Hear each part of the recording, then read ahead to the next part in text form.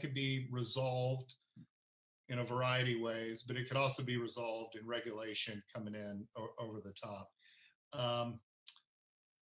We know it's imminent though, right? So when I say imminent, I would be surprised if a quarter from now we're really still embroiled in the SEC lawsuit, because I think the state of affairs throughout the world is such that we're going to need a solution like an XRP for liquidity purposes sooner rather than later. So the question is then, okay, we've magically resolved it. Where does the price go? It's easy to project that it's a double-digit number. So I think it immediately shoots up to a $10, potentially $20. The wild card to me is that there is actually a deal to be done among the central banks and governments to basically have XRP work as the world's bridge currency, a neutral asset that can be traded between the central banks to move a specific type of fiat to another type of fiat. If that's what occurs, it's back to what we were discussing earlier. It's got to cover kind of all the money.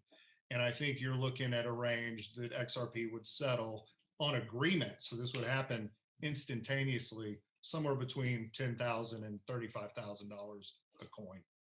And our lives will be, maybe the same, maybe different. I don't know. I got to ask about the price, right?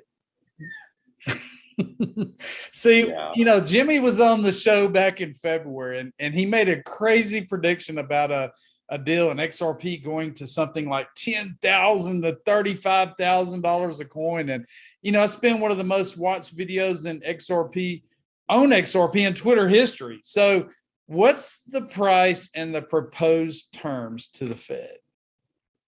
Okay, well, I'll say it's in that range. What? Okay. Come on, man. You got to tell me. Come on. No, look, I know, James. I want to tell you, and frankly, we'd love to tell everybody what's in there. We'd love to share the whole term sheet with everybody, right? And frankly, in time, maybe we will. But look, you got to appreciate that we're in a process here. And, we hope this leads to the negotiation of the largest M&A deal in the history of the world. So we can't really expect our potential counterparty to engage with us if we're just blasting the proposed terms all over Twitter, right? Right. But it may come to that. That's not the path we want to take, but it might be necessary, and it might be necessary that a lot of other information comes out too that's not currently known by most people. Paper on valuation of digital assets that had been conducted by Susan Athey, who's a Ripple board member, and Robert Mitchnick, who I think was in her Stanford MBA program or Stanford Master's program. He's now at BlackRock. He runs digital assets at BlackRock. Okay. They came up with a valuation model, a methodology for valuing digital assets, basically valuing the networks. Yeah. And in their paper, they actually go through a valuation of Bitcoin and XRP. Their valuation, this was done in 2018, their valuation of XRP back then, according to their model, we can talk about that a little bit, was I think between $6 and $32 back then, 2018. Back then. Yeah, back then in 2018. Now, they had done a similar type of a thing of projecting forward how much adoption there would be, how much use of the network. To give it when you start talking about the network as a store of value, that's different than using the network in transactions. A store of value, you actually got to basically take the asset off the table, right, and have the value in it. Okay, so they look at the trend because it requires capital to get it there. Our view in the future is you don't have to have this pre-funding, and instead you can use a digital asset to have global liquidity on demand. Now, we build upon a tech stack, an open source technology called XRP. XRP originally was built by some engineers who had seen some of the flaws of Bitcoin and the challenge of scalability around Bitcoin, where Bitcoin today, per transaction basis, it's rather slow and rather expensive. XRP is very, very fast, about 1,000 times faster per transaction and 1,000 times cheaper per transaction. The other dynamic, of course, of correspondent banking is some of the more quote unquote exotic currencies, exotic corridors have been left to kind of stand on their own. And the liquidity in digital assets could be applied to actually make that much more democratized and a level playing field. Ripple's vision from the beginning really has been to apply these technologies in the same way that TCP/IP and HTTP are the technologies underpinning the Internet of Information.